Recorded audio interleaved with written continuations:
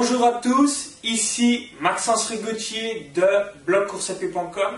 Donc aujourd'hui, je suis au Centre Voltaire à Paris avec le podologue Daniel Benjamin. Donc si vous ne le connaissez pas, Daniel Benjamin, il est spécialiste des orthèses, il a un degré en podologie, tu as le diplôme universitaire en podologie appliquée au sport, tu as le certificat européen de la podologie médicale. Donc, au cours de cette vidéo, il va tout simplement donc, répondre aux questions des lecteurs du blog. Dernièrement, j'ai posté une vidéo où je vous ai demandé de me poser toutes vos questions et aujourd'hui, donc j'ai décidé dans cette vidéo synthétique de répondre aux questions par rapport aux blessures des lecteurs du blog. Donc, tout d'abord, je vais laisser Daniel se présenter un petit peu et ensuite on va répondre donc, aux différentes questions. Salut Daniel. Salut Maxence. Donc voilà, je suis donc un podologue, comme je disais tout à l'heure, spécialisé dans les orthèses plantaires et semelles orthopédiques, donc ça représente l'intégralité de mon activité professionnelle. Je fais beaucoup de podologie du sport, je fais un diplôme universitaire en podologie du sport. Je fais également un master en ce qu'on appelle en biomécanique humaine, c'est-à-dire tout ce qui est analyse de mouvement, de marche, de foulée, tout ça, qui va sûrement, entraîner une thèse et un doctorat dans la foulée, dans le même milieu. Et donc on a la chance de pouvoir se servir de tout ça pour faire toutes les analyses, notamment de la foulée, dans le cadre de la podologie du sport. Ici, c'est le matériel qui est parfait pour exercer son métier. Oui, là c'est très bien, parce que là on a la chance d'avoir un tapis de course qui dispose d'une plateforme de force en dessous. Ça permet de voir comment la répartition des pressions et des charges se fait, donc ça permet d'analyser tous les paramètres de force et de pression. Également, tous les paramètres spatio-temporels de la foulée qui sont également très, très importants dans une analyse en podologie du sport. D'accord. Donc maintenant, on va répondre à la première question. C'était une question de Lucie. Donc, bonjour Maxence, je me suis fait une fracture de fatigue de l'astragale fin avril. J'ai eu une botte sans appui pendant 6 semaines et reprise de la marche après. L'orthopédiste m'a dit que je pouvais reprendre la course en septembre, mais j'ai peur de me refaire mal et je ne sais pas comment reprendre. Je cours 2 fois par semaine 5 km, surtout sur piste, et parfois à moitié dans la ville, moitié dans la forêt. Donc merci de m'éclairer. Donc qu'est-ce que doit faire Lucie par rapport à cette appréhension vis-à-vis de cette fracture de fatigue? Alors, elle n'a pas trop eu de chance parce que la fracture de fatigue de l'astragale, alors l'astragale s'appelle le talus maintenant en nouvelle nomenclature. Ça a changé de nom, c'est fracture de fatigue du talus. Voilà. D'accord. Et donc bon, alors ce talus malheureusement,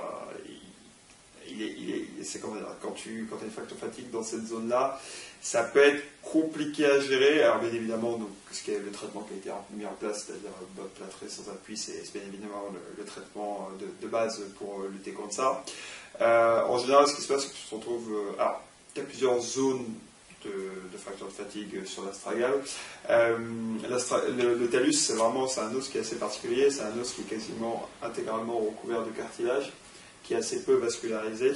Et donc du coup, lorsqu'il y a une lésion d'astragale, il y a pas mal de surveillance à avoir, parce que tu as des risques de nécrose de cet os. D'accord ? Alors, je ne dis pas que ça va arriver à Lucie, loin de là. De toute façon, elle est sous surveillance par rapport à ça, donc il n'y a pas de problème. Mais effectivement, c'est quand même assez compliqué à gérer, puisque le talus, en fait, c'est l'os qui vient... C'est vraiment l'os de l'articulation de la cheville. C'est-à-dire que tu as les boules que tu as sur les côtés de la cheville, c'est pas les malléoles, d'accord. Tu as la malléole tibiale et la malléole du péroné, ou de la fibula. Et donc, c'est vraiment, ça forme une pince qu'on appelle une mortaise pour bien tenir ce talus, d'accord. Et le talus, donc, c'est cette articulation tibiotalienne, permet vraiment de faire donc, de la flexion et de l'extension de la cheville. Et léser cet os-là, faut faire bien attention, quoi. C'est-à-dire que effectivement, elle va pouvoir reprendre le sport si tout se passe bien, sans problème, et qu'il n'y a pas de lésions secondaires ni séquelaires de ça. Mais par contre, il est plutôt recommandé d'aller consulter un podologue du sport par rapport à ça, pour potentiellement lutter contre les troubles statiques ou les troubles de la foulée. Et également, ça va être assez important, donc dans son cas, d'amortir sa foulée au maximum, pour éviter que des contraintes vibratoires trop importantes fassent récidiver la lésion ou favorisent donc des lésions secondaires ou séquelaires.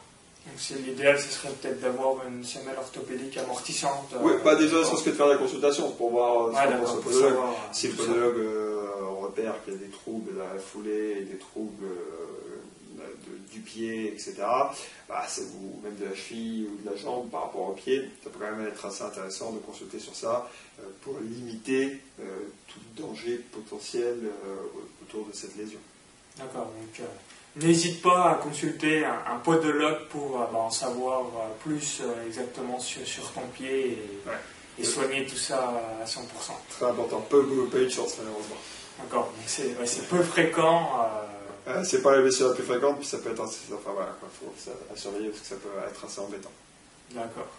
Donc bon courage Lucille pour ton rétablissement dans le futur. Alors maintenant, une question d'Anna. Bonjour Max. Depuis une année d'utilisation de semelles pour la course à pied, je remarque une déformation progressive de mes grands orteils. Enfin, j'ai le fameux hallux valgus au niveau du pied. Dois-je intervenir chirurgicalement? Alors, l'hallux valgus, ça aussi c'est un gros problème, notamment. Qu'est-ce que c'est exactement? L'hallux valgus, c'est quand elle a la déformation du gros orteil, quand on se retrouve avec une bosse sur le côté du pied, avec l'orteil qui part, le gros orteil qui part vers l'extérieur. Alors, l'hallux valgus, ce qu'il faut savoir, c'est que Anna parle d'utilisation des semelles pour la course à pied. Je ne pense pas que ça a un rapport avec ça, l'apparition de son hallux valgus. Un hallux valgus, c'est une pathologie héréditaire, d'accord? C'est ce qu'on appelle une arthropathie dégénérative inflammatoire. Donc, par définition, c'est une pathologie qui va se mettre en place et qui va, entre guillemets, forcément se déformer, s'aggraver progressivement. D'accord? On ne peut pas vraiment lutter contre cela. Si tu peux limiter la dégradation et les dégâts au plus possible, bien évidemment en adaptant tes chaussures et puis en portant également des semelles orthopédiques, mais ça peut ne pas être suffisant. Tu as des personnes qui malheureusement, des jeunes, on voit des jeunes filles des fois qui ont entre 16 et 20 ans, qui ont les pieds assez déformés, malgré le fait qu'elles aient appliqué tous les bons conseils, parce que c'était un hallux valgus assez agressif qui s'est développé rapidement. Et donc voilà. Donc après l'intervention chirurgicale, il faut bien connaître tous les tenants et les aboutissants de cette intervention, et il faut surtout mesurer le bénéfice-risque à faire une intervention chirurgicale. Quand tu fais une intervention chirurgicale, honnêtement, si ton hallux valgus ne te gêne pas et n'est pas douloureux, il vaudrait mieux s'en passer. Si ça ne te gêne pas plus que ça, entre guillemets, ça ne gêne pas plus que ça, voilà. Si ça ne gêne pas plus que ça et que c'est simplement entre guillemets pour l'aspect esthétique, faire très attention parce que des douleurs post-opératoires qui persistent à vie, ça existe, ça peut arriver. Toi, tu vois des fois des patients qui. Ouais. Mais du coup, moi, comme je te disais, je n'étais pas la bonne personne à qui poser la question. Mais ceux qui ça se passe bien, ils ne vont jamais venir te voir. Voilà, ceux pour qui ça se passe bien, je ne vais pas les voir, bien évidemment, puisque tout va bien. Mais ceux, effectivement, j'en vois beaucoup, pour qui ça s'est mal passé. Et donc, bon, c'est assez problématique. Après, bien évidemment, si c'est réellement gênant pour le chaussage et que c'est douloureux constamment à l'appui et que ça fait mal, etc., il faut intervenir chirurgicalement. Il n'y a pas réellement d'autre choix. C'est-à-dire que, comme je te disais, les semelles orthopédiques, c'est là pour potentiellement limiter certaines douleurs, limiter la dégradation de la pathologie, et ça ne va jamais te remettre l'orteil droit, et ça ne va jamais non plus te permettre de retrouver un pied 100% fonctionnel. Et donc, du coup, voilà. Donc, il faut mesurer le bénéfice-risque. Rien n'empêche Anna d'avoir un avis chirurgical, de consulter un chirurgien pour avoir un avis chirurgical. Donc, il pourra l'éclairer plus sur les techniques chirurgicales utilisées pour soigner cette pathologie et voir avec elle si effectivement le bénéfice-risque est bon pour elle, pour peut-être faire une opération sur cette hallux valgus.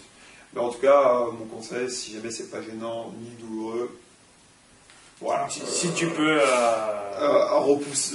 attendre un peu, n'hésite pas, et si tu n'as vraiment pas le choix, là oui, il faut se faire opérer pour guérir ce problème. Voilà, tout à fait. Mais voilà, donc il faut faire un petit peu attention avec ça.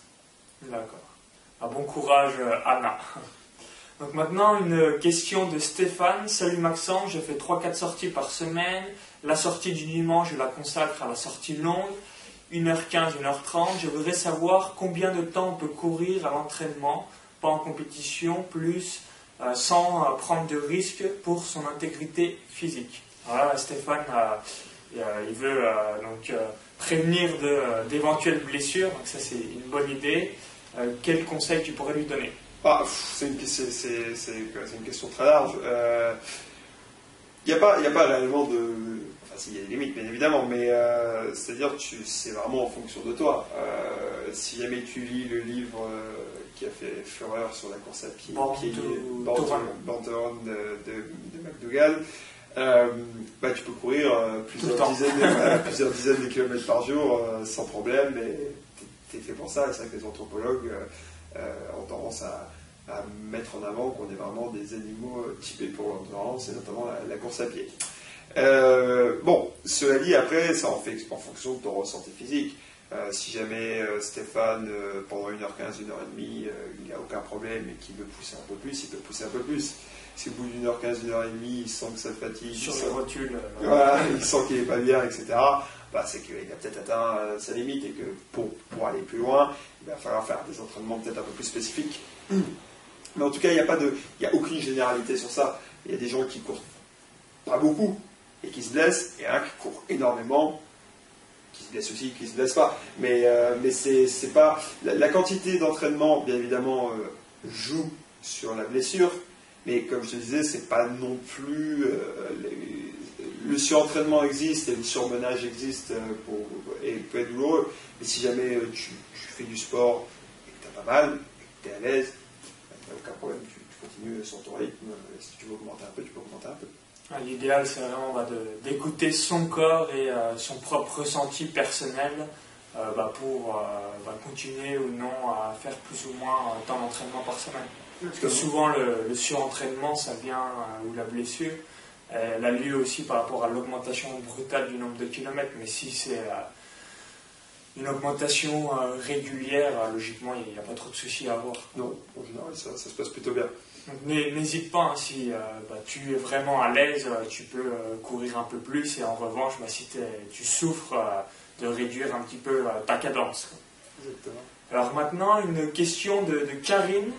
Par rapport aux blessures, pourrions-nous approfondir par rapport aux douleurs que nous ressentons au début de notre carrière de coureur? En tant que débutant, j'ai parfois peur de trop me pousser, ayant crainte de me blesser, ne sachant jamais avec certitude si la douleur que j'ai est normale ou non. Et également, je crois qu'il serait intéressant d'aborder le sujet de la surpronation, sous-pronation.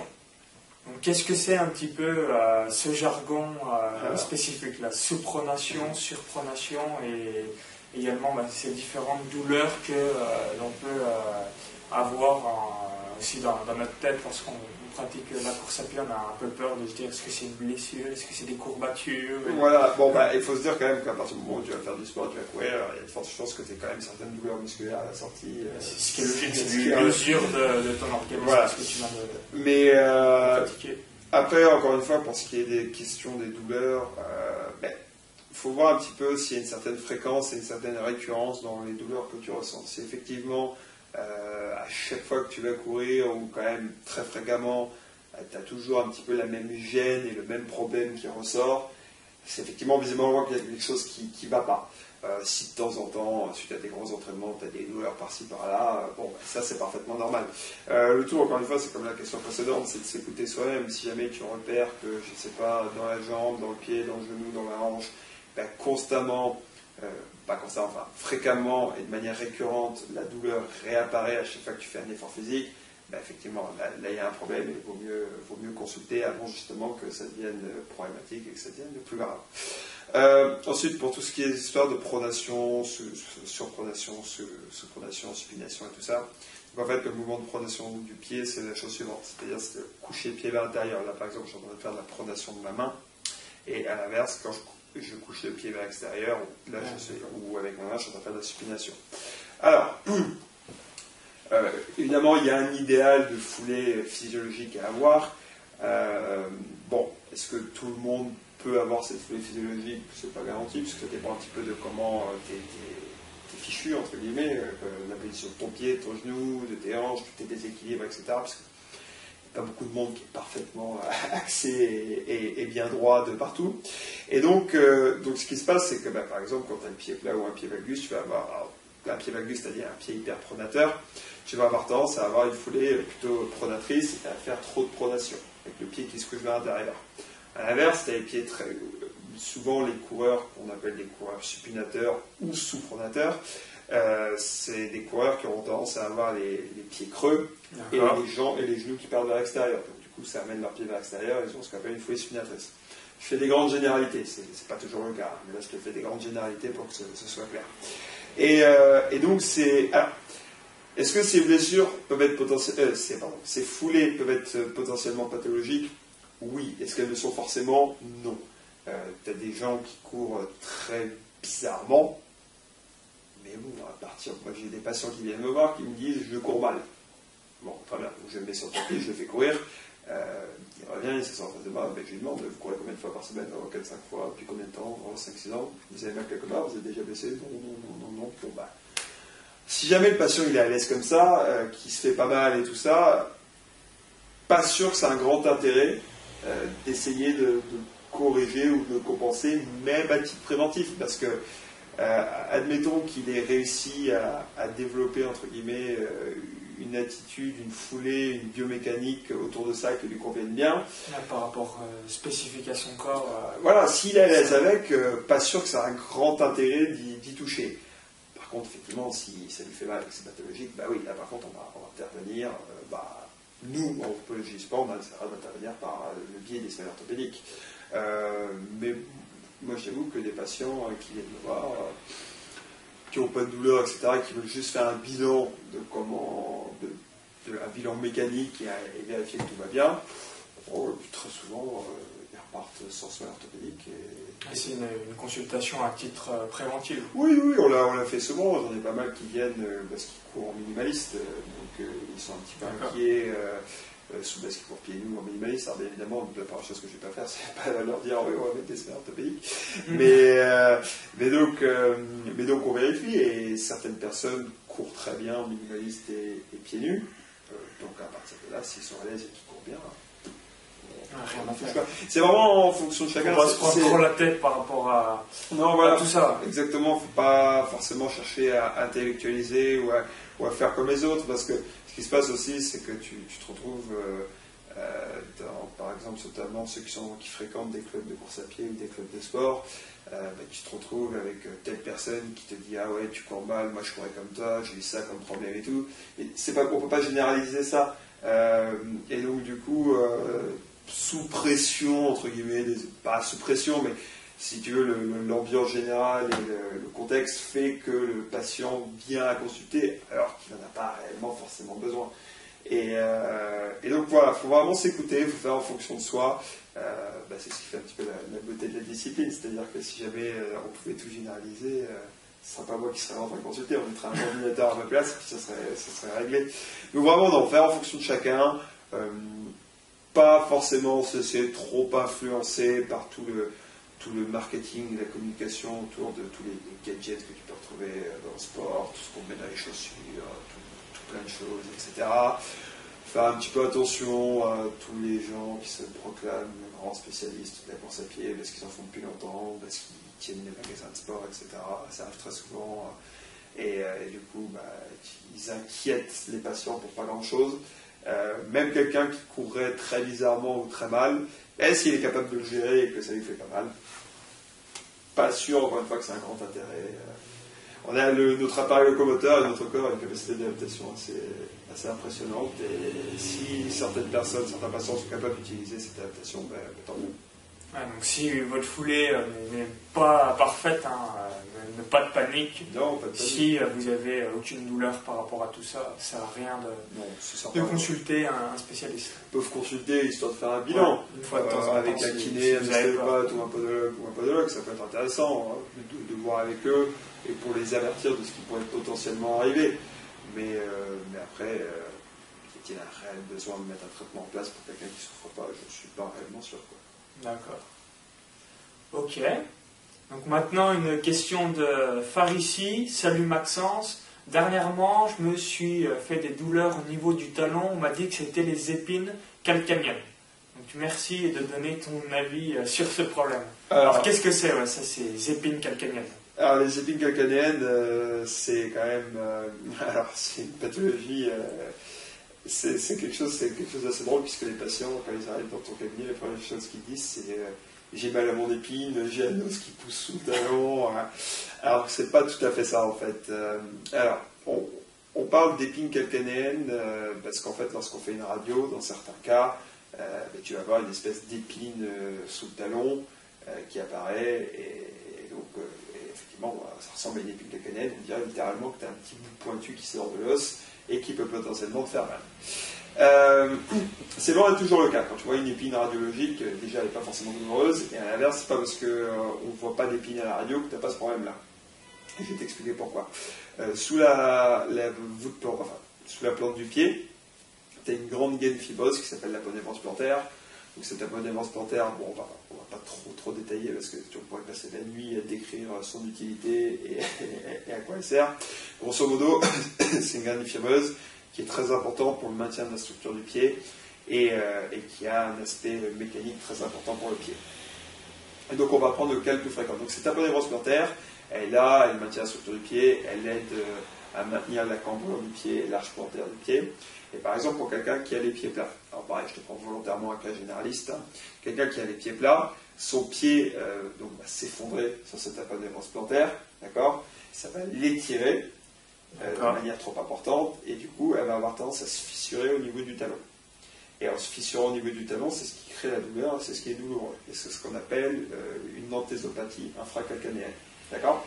Et donc, du coup, ce qui se passe, c'est que parfois, ou si la lésion date il y a plusieurs mois, tu vas te retrouver avec une calcification du tissu fibreux. C'est-à-dire que, comme n'importe quel tissu, qu'il soit tendineux, fibreux ou ligamentaire, tu peux te retrouver avec des calcifications. Et donc, du coup, cette calcification, tu fais la radio, et c'est là que tu vois l'épine. Mais ça n'est qu'une calcification, c'est pas de l'os qui pousse, bien que certaines études tendent à montrer qu'il y a une espèce de petite phase d'ostéosynthèse liée à ça, mais c'est pas le gros du problème. Et donc, il faut un petit peu lutter contre ce stéréotype de penser que c'est l'épine qui fait mal. Et donc, du coup, dans le cadre, par exemple, très classique, c'est vraiment le béaba de la pathologie, ça, d'un pied plat et une épine calcanéenne, du coup, le principal souci qu'on va rencontrer, c'est d'essayer d'obliger ce pied à rester cambré et structuré en lui apportant du soutien, notamment au niveau de l'arche plantaire. Et également, tu vas avoir tendance à mettre une forme d'amorti au niveau du talon, parce que ce qui est particulièrement douloureux, c'est l'appui quand tu marches au niveau du talon, lorsque tu poses le talon au sol. C'est assez douloureux. Et pareil, un autre signe qui est très classique, c'est ce qu'on appelle la phase de déverrouillage matinal, c'est le fait d'avoir du mal à poser le pied par terre en début de journée, ou tu as du mal à marcher, c'est très douloureux. Et du coup, quelle est à peu près la durée pour gérer ce souci? On va dire que dans la plupart des cas, alors là on parle d'épines calcanéennes entre guillemets mécaniques, c'est-à-dire qui sont liées à une mauvaise position du pied, parce que tu peux te retrouver avec des épines calcanéennes inflammatoires, ça c'est lié à d'autres pathologies. En général, le traitement le plus simple, tu mets des semelles orthopédiques au patient. On va dire que dans la plupart des cas, ça se résorbe assez rapidement, on va dire ça peut varier de 15 jours à 1 mois. C'est entre 2 semaines et 1 mois. Voilà, mais ça doit aller mieux très rapidement. Il peut persister des douleurs résiduelles pendant quelques semaines, mais ça va mieux très rapidement en général. Et donc du coup, par contre, des fois, tu rencontres des épines, des anthésopathies, qui sont très récalcitrantes, ou même le traitement par semelle orthopédique n'est pas suffisant, et où là, tu es obligé, les 2 gros traitements qui suivent derrière, soit c'est des ondes de choc, on va venir percuter ton épine avec une espèce de pistolet avec un petit truc au bout là. Et bon, alors ça tu dégustes, mais ça permet ça oblige la fibrose du tissu à nouveau, et ça permet de lutter contre la lésion, puisque ça oblige à un remaniement cicatriciel. Et sinon, tu peux faire un filtre également. Une filtration de corticoïdes. La plupart du temps, les semelles orthopédiques sont suffisantes, mais c'est pas toujours le cas. Soit semelle orthopédique. Tu es obligé de passer par la case semelle orthopédique pour ça. Tu n'as pas trop le choix. Après, il arrive que des patients viennent te voir et te disent bon, ça va mieux, mais j'ai encore mal. Donc là, il faut faire des infiltrations. Infiltration ou onde de choc pour voir ce que ça donne. Et dans certains pays, ça s'opère également. Je ne me paraît pas trop conseillé de se faire opérer de ça, mais bon, ça se fait dans certains pays. D'accord. Alors maintenant, une question de Jean-Michel. Bonjour Maxence, je viens juste d'arriver de courir, 1h15 environ. Donc, quel est le meilleur moyen de récupération après une course? J'ai longtemps mal aux articulations, genoux, malgré des étirements. Donc, merci pour tes conseils. Alors, donc le meilleur moyen de récupérer, évidemment, c'est de bien s'étirer, bien s'hydrater et d'adapter son entraînement à sa forme physique. Ensuite, là Jean-Michel décrit des douleurs articulaires. Alors, s'il y a des douleurs articulaires, ce n'est pas les étirements qui vont réellement l'aider plus que ça. Si effectivement il a mal au genou systématiquement après le sport, pareil, ça c'est typiquement un motif de consultation. Si c'est récurrent, il faut aller voir un spécialiste. Exactement, si c'est récurrent et systématique, si à chaque fois que Jean-Michel s'arrête, il a des douleurs dans le genou, c'est visiblement sa foulée n'est pas adaptée. Et donc c'est quelque chose à maintenir sur surveillance, parce que le genou du coureur à pied, c'est quelque chose de très complexe et potentiellement très ennuyeux.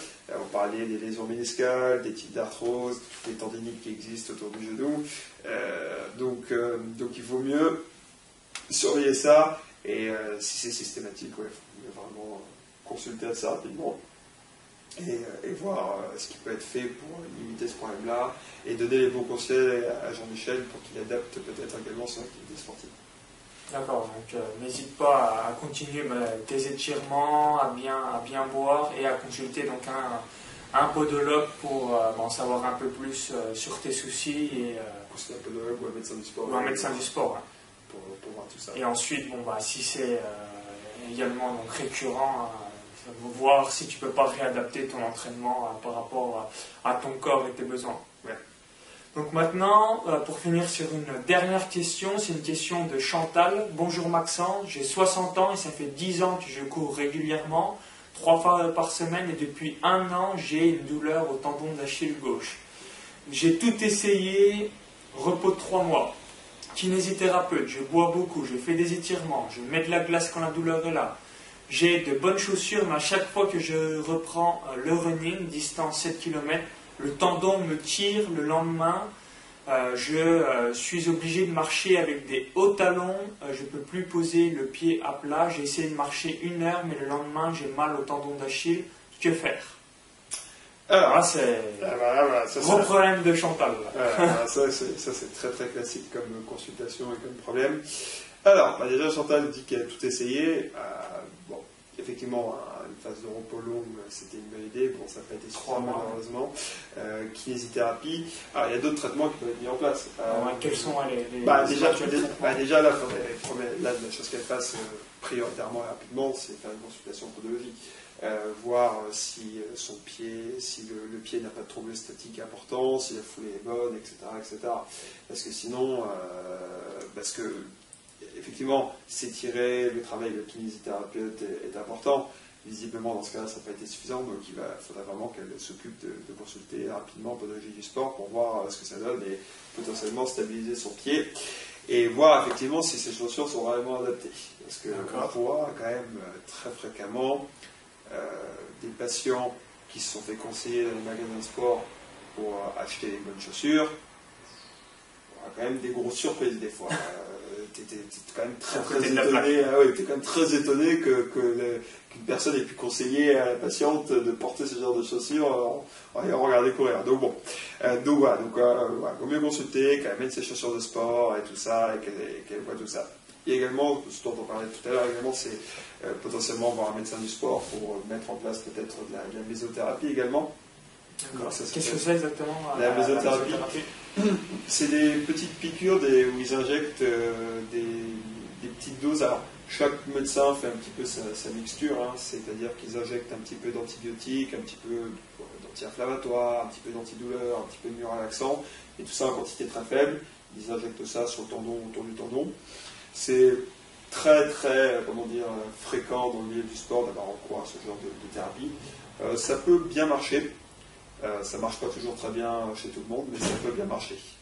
Et donc voilà, faire ça. Également, bon, bah, si c'est récurrent, persistant, réellement handicapant, ben, également elle peut en venir au traitement chirurgical. C'est-à-dire que un traitement chirurgical qui est fréquent dans les tendinites d'Achille, chronique et récurrente, c'est ce qu'on appelle le peignage du tendon.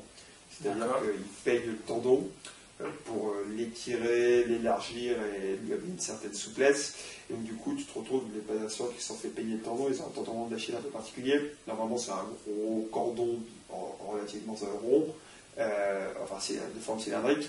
Et alors que là, quand tu te peignes le tendon, ça devient un tendon plutôt plat et large, avec un aspect un petit peu carré quand tu le palpes. Et donc voilà, donc il vaudrait mieux qu'elle s'occupe de ça. Ensuite, le fait de porter des talons lors de douleurs d'Achille fréquentes, ben, ça permet, donc c'est ce que font fréquemment les femmes, puisque le fait de porter un haut talon, alors il y a haut talon et haut talon, mais évidemment si elle se met sous 10-12 cm, c'est peut-être pas trop conseillé. Un talon de 5-6 cm. Oui, de 5 cm, c'est pas mal, ouais. Et donc du coup, ça permet de ce qu'on appelle de raccourcir la course musculaire. Et donc du coup, ben, ça permet justement de ne pas tirer sur le tendon d'Achille, de moins le solliciter, et c'est une forme de soulagement pour le patient. D'accord. Donc n'hésite pas, Chantal, donc soit à consulter un podologue du sport, un médecin du sport. Prioritairement dans les femmes pour ce d'amener également ta paire de running en même temps pour voir un petit peu tout ce qui cloche. Ouais. Et bon courage et bon rétablissement pour la suite. Ouais. Donc merci d'avoir suivi cette vidéo. N'hésitez pas à retrouver donc, Daniel Benjamin soit sur ton site qui s'appelle podologue-paris.com, soit au centre Voltaire à Paris, c'est à la sortie du métro Charonne 1009. Donc si vous voulez donc, vous faire consulter, ce sera ici même pour soit vous faire des semelles orthopédiques ou tout autre souci dans ce domaine. Donc n'hésitez pas également à partager la vidéo sur Facebook, Twitter, Google+. Et pour ma part, je vous dis à très vite pour de nouvelles vidéos sur la course à pied. À bientôt!